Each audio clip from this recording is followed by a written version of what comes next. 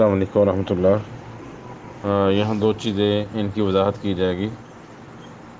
ایک مرد کے سطر کی حد بندی کیا ہے، اور دوسرا یہ سوال پوچھا گیا کہ یہ مرتبہ ران سطر میں شامل ہے یا سطر میں شامل نہیں ہے۔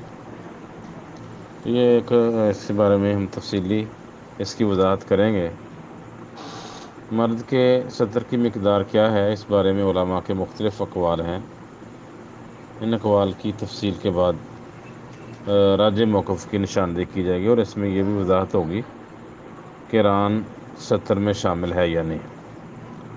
پہلا موقف علماء کا یہ ہے کہ مرد کا سطر ناف سے لے کے گھٹنوں تک ہے۔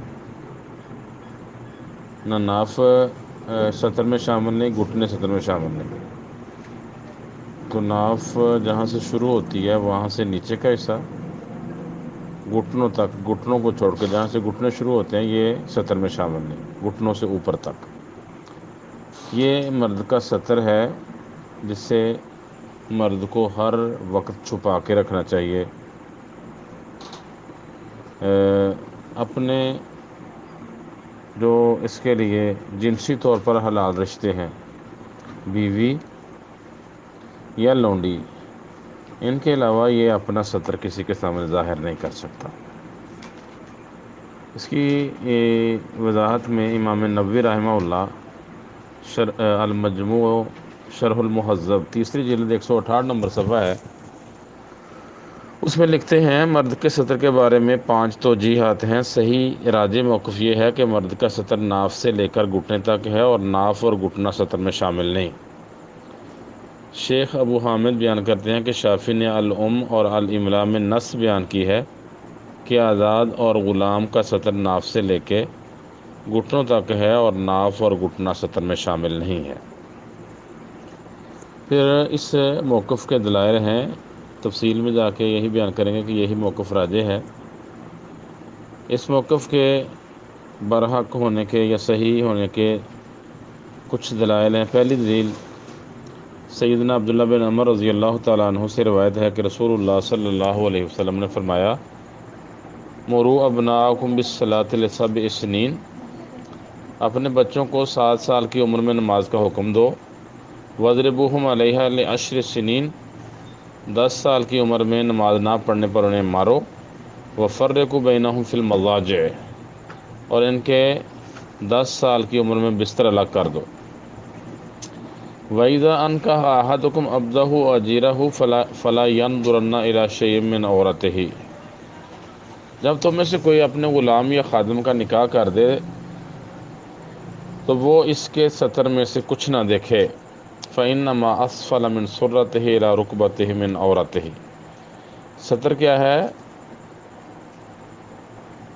اس لیے کہ اس کے ناف کے نیچے سے لے کے گھٹنوں تک کا جو جسم ہے یہ سطر ہے۔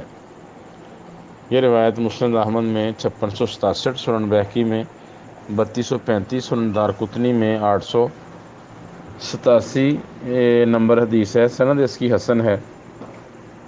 اس میں سوار بن داود ابو حمزہ صدوق راوی ہے، اور باقی راوی ثقہ ہے۔ دوسری دلیل ہے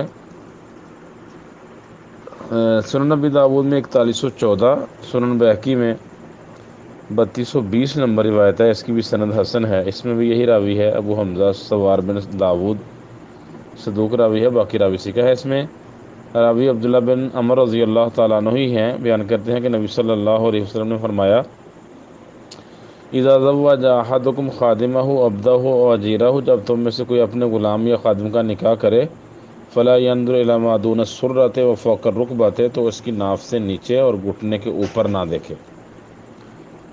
تو مطلب یہاں آزاد مردوں کا اور غلام مردوں کا یہ سطر بیان ہوا ہے۔ امام بہقی رحمہ اللہ بیان کرتے ہیں،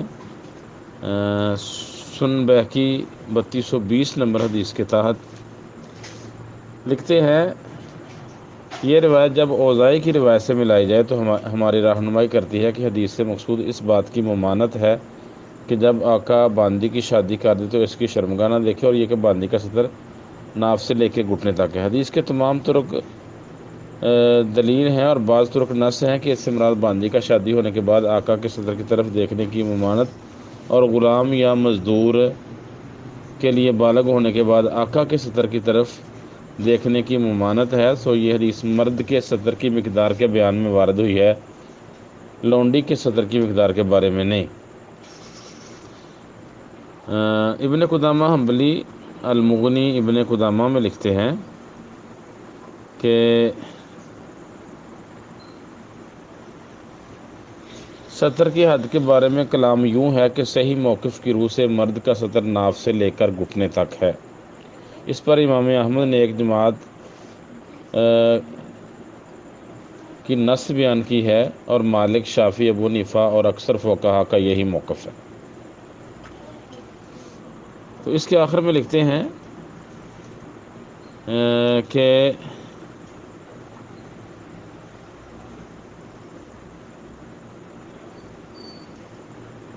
اسی موقف کو انہوں نے ترجیح دی ہے۔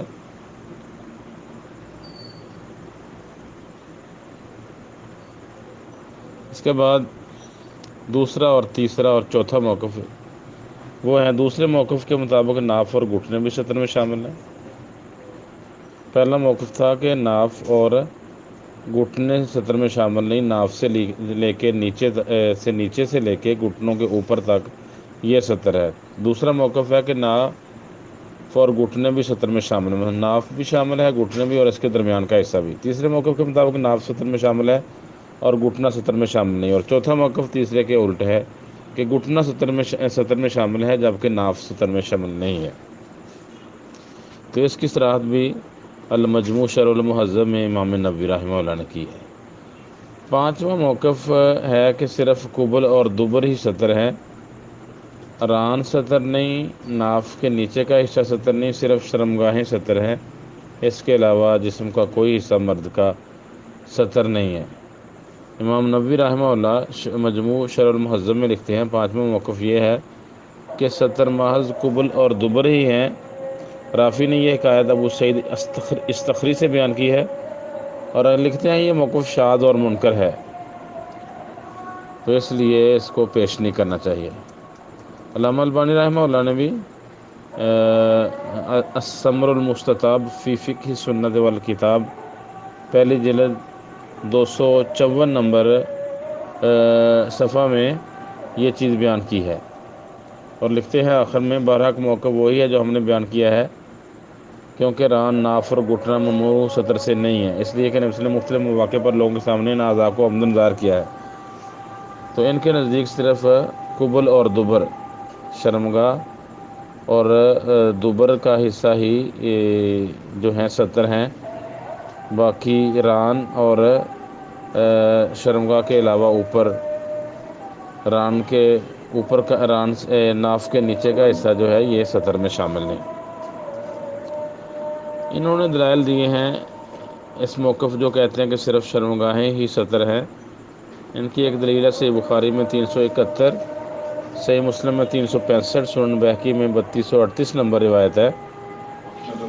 اس حدیث کے راوی ہیں انس بن مالک رضی اللہ تعالیٰ عنہ، بیان کرتے ہیں کہ رسول اللہ صلی اللہ علیہ وسلم نے جنگ خیبر لڑی، ہم نے آپ کے ساتھ نماز فجر اندھیرے میں ادا کی، پھر نبی صلی اللہ علیہ وسلم سوار ہوئے اور سیدنا طلحہ بھی سوار ہوئے، جبکہ میں سیدنا ابو طلحہ کے پیچھے سوار تھا۔ نبی صلی اللہ علیہ وسلم خیبر کی گلیوں میں سواری بگا رہے تھے اور میرا گھٹنا آپ کی ران کو چھو رہا تھا، پھر آپ نے اپنی ران سے کپڑا ہٹایا حتیٰ کہ میں نبی صلی اللہ علیہ وسلم کی ران کی سفیدی دیکھ رہا تھا۔ پھر جب آپ خیبر بستی میں داخل ہوئے تو فرمایا اللہ اکبر، جب ہم کسی قوم کے صحن میں اترتے ہیں تو ڈرائے ہوئے لوگوں کی صبح بری ہو جاتی ہے۔ تو یہ اس سے موقف لیا ہے کہ نبی صلی اللہ علیہ وسلم نے ران سے کپڑا ہٹایا ہے تو ران سطر میں شامل نہیں۔ اس اعتراض اس کا جواب دیتے ہوئے امام بہقی رحمہ اللہ سنن بہقی 3229 نمبر 39 نمبر اس کے تحت لکھتے ہیں حدیث میں ان حاصلہ یا ان کشافہ کے الفاظ دلیل ہیں کہ خیبر کے موقع پر ران کا ننگا ہونا ارادتاً نہیں تھا، بلکہ بعض اوقات انسان کا سطر تیز ہوا سے یا گرنے سے ظاہر ہو جاتا ہے، تو قصداً ایسا نہیں تھا یہ۔ اس صورت کو اس کی طرح منسوب نہیں کیا جا سکتا کہ میں نے قصداً سطرزار کیا ہے۔ پہلی روایت میں ان کا بیان ہے کہ پھر آپ نے اپنی ران سے ازار ہٹایا۔ اس سے یہ مراد ہو سکتی ہے کہ تنگ گلیوں نے آپ کی ران سے کپڑا ہٹایا جن میں آپ سواری تیز بھگا رہے تھے، سو یہ فعل گلیوں کی تنگی کے سبب تھا، آپ کی طرف سے قصداً نہیں تھا۔ اس توجہ سے اس روایت کا مفہوم باقی روایات کے موافق ہو جاتا ہے کہ ران سطر ہے، اور یہ روایت دیگر روایات کے مخالف نہیں ہے۔ نیز حمید الطویل نے سیدنا انس سے ایک روایت بیان کی ہے، اور ان سے مروی روایتوں میں سے ایک روایت میں ہے کہ میرا گھٹنا رسول اللہ صلی اللہ علیہ وسلم کے گھٹنے سے لگ رہا تھا۔ اس میں آپ کے ران کے ننگے ہونے کا بیان نہیں، اس لیے اس سے یہ دلیل لینا کہ ران سطر میں شامل نہیں، درست نہیں۔ مزید دلائل اس کے کہ جو موقف لیتے ہیں ان میں ایک صحیح مسلم کی روایت 1365، سیدنا انس رضی اللہ تعالیٰ عنہ بیان کرتے ہیں، خیبر والے دن میں سیدنا ابو طلحہ کے پیچھے سوار تھا اور میرا پاؤں رسول اللہ صلی اللہ علیہ وسلم کے پاؤں کو چھو رہا تھا۔ بیان کرتے ہیں کہ پھر ہم ان یہودیوں کے پاس پہنچے۔ جب سورج طلوع ہوا، انہوں نے اپنے مویشی نکالے اور اپنی کدالوں، ٹوکروں اور بیلچے لے کر نکلے۔ انہوں نے اچانک اسلامی سپاہ دیکھی تو کہا محمد لشکر سمیت آدم کا۔ اس پر رسول اللہ صلی اللہ علیہ وسلم آیا، خیبر برباد ہو گیا۔ ہم جب کسی قوم کے میدان میں اترتے ہیں تو ڈرائے ہوئے لوگوں کی صبح بری ہو جاتی ہے۔ بیان کرتے ہیں کہ پھر اللہ عز و جل نے انہیں شکست دے دی۔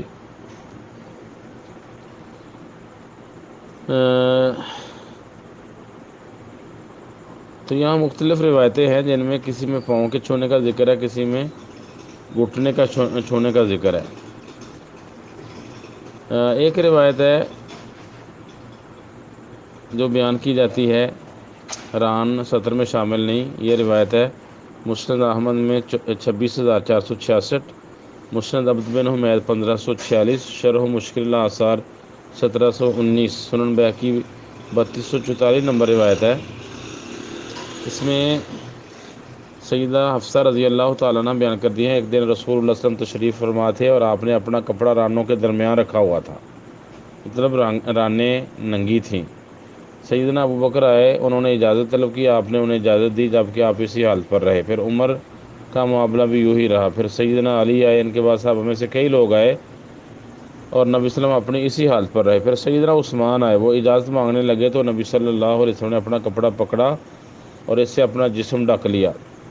سیدہ حفصہ بیان کرتی ہیں کہ پھر وہ لوگ باتیں کرتے رہے اور چلے گئے تو میں نے پوچھا یا رسول اللہ، سیدنا ابو بکر، عمر، علی اور دیگر صحابہ رضوان اللہ اجمعین آئے تو آپ اپنی اسی حالت پر رہے، لیکن جب سیدنا عثمان آئے تو آپ نے اپنا کپڑا درست کیا، ایسا کیوں ہوا؟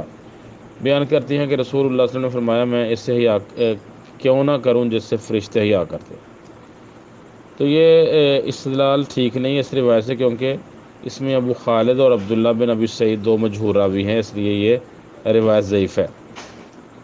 ایک اور روایت ہے صحیح مسلم میں 2421، مسند ابی اعلیٰ میں 4815، اس میں سیدہ عائشہ رضی اللہ تعالیٰ عنہ بیان کرتی ہیں، رسول اللہ صلی اللہ علیہ وسلم میرے گھر پر لیٹے تھے جبکہ آپ نے اپنی رانوں یا پنڈلیوں سے کپڑا ہٹا رکھا تھا۔ تو یہاں شک ہے راوی کو کہ رانیں ننگی تھیں یا پنڈلیاں ننگی تھیں۔ سیدنا ابوبکر نے اجازت لی، آپ اسی حالت میں رہے۔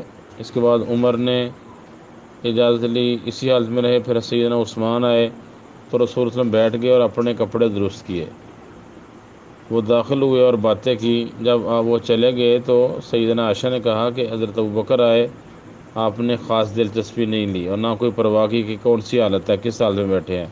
عمر کے ساتھ بھی یہی معاملہ رہا، لیکن عثمان آئے تو آپ بیٹھ بھی گئے اور کپڑے بھی درست کیے۔ اس پر آپ نے فرمایا، میں اس شخص سے حیا نہ کروں جس سے فرشتے حیا کرتے ہیں۔ امام باقی رحمہ اللہ اس حدیث کی وضاحت میں لکھتے ہیں، یحییٰ بن یحییٰ، قتیبہ اور دیگر راوی یہ الفاظ کاشفاً عن فاقدہ اور ساقہ شک کے صیغے سے بیان کرتے ہیں، اور ایسے الفاظ نبی سے منقول صحیح اور صریح حدیث کے مقابلے میں پیش نہیں کیے جا سکتے جس میں ران ڈھانپنے کا حکم ہے اور نص ہے کہ ران سطر ہے۔ نیز یہی روایت ابن شہاب زہری نے روایت کی جو ان سے بڑے حافظ ہیں، اور انہوں نے اس واقعہ میں کچھ بھی نہیں بیان کیا سطر اور پنڈلیوں کے بارے میں۔ یہ سنن بہقی میں 3442 نمبر حدیث کے تحت ہے۔ امام نبوی رحمہ اللہ اس حدیث کی شرح میں لکھتے ہیں، شرح نبوی 15ویں جلد 168 نمبر صفحہ ہے کہتے ہیں اس حدیث مالکیہ وغیرہ نے دلیل دی ہے کہ ران سطر نہیں ہے، جبکہ اس حدیث میں ان کے موقف کی دلیل نہیں ہے، کیونکہ جسم کے ننگے حصے میں شک ہے کہ وہ پنڈلیاں تھیں یا رانے، سو اس سے ران کے ننگے ہونے کا بالجزم جواز لازم نہیں آتا۔ اس کے بعد کچھ متعارض احادیث ہیں۔ اگلی حدیث ہے مشکل الآثار، شرح مشکل الآثار، اس میں ہے سیدہ عائشہ رضی اللہ تعالیٰ عنہ بیان کرتی ہیں کہ رسول اللہ صلی اللہ علیہ وسلم میرے گھر پر لیٹے تھے جبکہ آپ نے اپنی رانوں سے کپڑا ہٹا رکھا تھا۔ تو یہاں رانوں کے لفظ آتے ہیں، مقید، خاص، تو یہ روایت شاذ ہے، صحیح مسلم کی اور اکثر محدثین کی روایت کے مخالف ہے، کیونکہ صحیح مسلم اور باقی کتب حدیث میں یہ الفاظ شک کے ساتھ وارد ہوئے ہیں کہ آپ نے رانوں سے یا پنڈلیوں سے کپڑا ہٹایا ہوا تھا۔ طحاوی نے ان محدثین کی مخالفت کی ہے۔ پھر اس حدیث کے مرکزی راوی اسماعیل بن جعفر ہے اور ان کی اپنی ذاتی تالیف احادیث و اسماعیل بن جعفر میں یہ شک والے الفاظ ہی مروی ہیں، اور صحیح مسلم میں اسماعیل بن جعفر کے شاگرد یحییٰ بن یحییٰ، یحییٰ بن ایوب، قتیبہ بن سعید اور علی بن حجر یہ شک والے الفاظ بیان کرتے ہیں، جبکہ شرح و مشکل آثار میں حجاج بن ابراہیم نے ثقہ راویوں کی مخالفت کی ہے، تو ان کی مخالفت میں یہ الفاظ بیان کرتے ہیں، تو یہ روایت شاذ ہے، قابل حجت نہیں۔ تو اس طرح کی کچھ اور روایتیں ہیں جو صحیح ثابت نہیں ہیں۔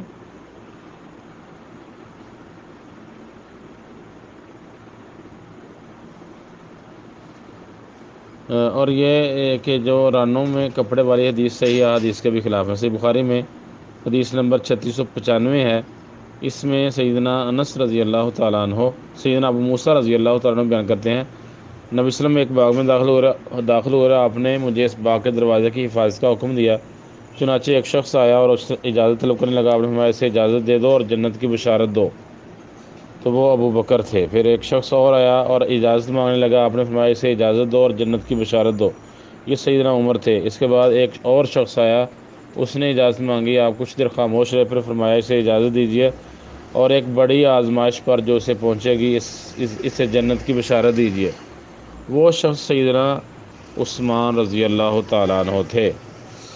حماد بن زید نے ایک دوسری سند سے سیدنا موسیٰ سے یہی روایت بیان کرتے ہیں۔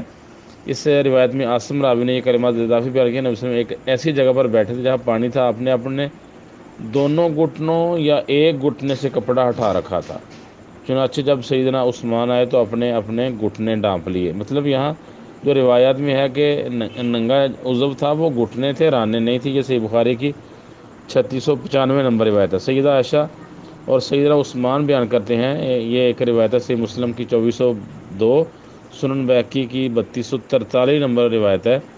اس میں ہے ابو بکر رضی اللہ تعالیٰ نے رسول اللہ صلی اللہ علیہ وسلم کے پاس آنے کی اجازت مانگی جبکہ آپ اپنے بستر پر لیٹے تھے اور سیدہ عائشہ کی چادر اوڑھے ہوئے تھے، تو اس میں وضاحت ہے کہ چادر لی تھی عورتوں والی۔ تو ابو بکر آئے، وہی اسی حالت میں لیٹے رہے، حضرت عمر آئے، اسی حالت میں لیٹے رہے، عثمان آئے تو کہا اپنے کپڑے سمیٹ لے، چنانچہ میں نے آپ سے اپنی ضرورت پوری کی اور واپس چل دی۔ پھر عائشہ نے کہا کہ آپ نے حضرت عثمان کے وقت گھبراہٹ کا اظہار کیا، کہا یہ شرمیلے ہیں، مجھے ڈر پیدا ہوا کہ اگر میں نے انہیں اس حالت میں اجازت دی تو اپنے کام کے لیے مجھ تک نہ پہنچ پائیں گے۔ مطلب عورتوں والے کپڑوں کا ذکر ہے کہ وہ آپ نے مناسب نہیں سمجھا کہ حضرت عثمان کی موجودگی میں وہ چادر لیں اور اس سے وہ کہیں شرم و حیا انہیں جو ہے وہ آڑے نہ آ جائے اور واپس چلے جائیں۔ تو اس میں امام بیہقی کہتے ہیں ولیس فی ذکر الفاخذ والساق، اس سے روایت میں نہ ران کے ننگے ہونے کا بیان ہے اور نہ پنڈلی کے، یعنی صحیح مسلم کی گزشتہ روایت جس میں آپ کی رانوں یا پنڈلیوں کے ننگے ہونے کا بیان ہے، اس میں راوی کو شک ہے، اور شک والی روایت ان صحیح روایات کے خلاف ہونے کی وجہ سے مرجوح ہے، جن میں محض گھٹنوں کے ننگے ہونے کا بیان ہے یا دوسری کیفیت کا بیان ہے جس میں سرے سے جسم کے کسی حصے کے ننگے ہونے کا بیان ہی نہیں ہے۔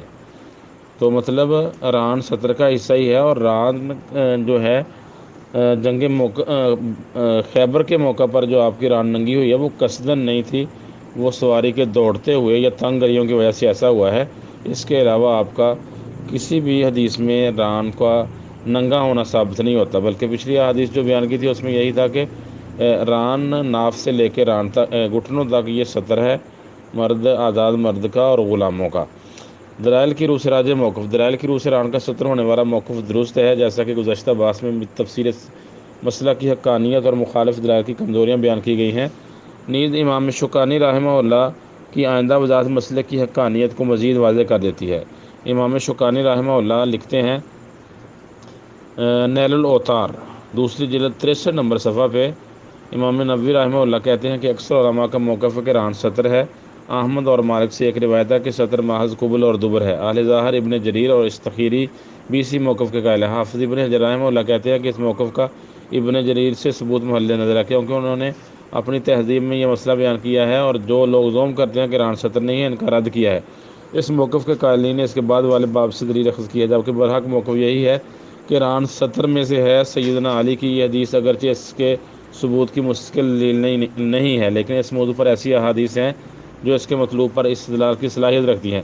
بہرحال سیدہ عائشہ اور سیدنا انس سے مروی احادیث جو اس کے بعد والے باب میں آ رہی ہیں، وہ ایک معین اور مخصوص قضایا کے متعلق وارد ہوئی ہیں، جن میں خصوصیت یا اصل اباحت کے بقا کا احتمال ہے، جو اس موضوع میں وارد گزشتہ احادیث میں تبدیلی کا ملکہ نہیں رکھتی، کیونکہ وہ احادیث کلی حکم اور شرع عام کے اظہار کو شامل ہیں، سو ان پر عمل کرنا اولا ہے۔ جیسا کہ قرطبی کہتے ہیں کہ ران کا کنارے کا اظہار میں بھی کوتاہی ہو جاتی ہے، بالخصوص جنگوں وغیرہ میں۔ نیز اصول میں یہ بات گزر چکی ہے کہ قول فعل سے راجع ہوتا ہے، اس لیے درست راجع اور برحق موقف یہ ہے کہ ران سطر میں شامل ہے، اور مرد کا سطر ناف کے نیچے سے لے کے گھٹنوں تک، گھٹنوں سے اوپر ہے۔ یہ والے حصے اس کے اپنے بیوی اور لونڈی وغیرہ کے علاوہ کسی کے سامنے عریان نہیں کرنے چاہیے، ظاہر نہیں کرنے چاہیے، یہ ایک گناہ کا کام ہو جائے گا۔ السلام علیکم ورحمۃ اللہ۔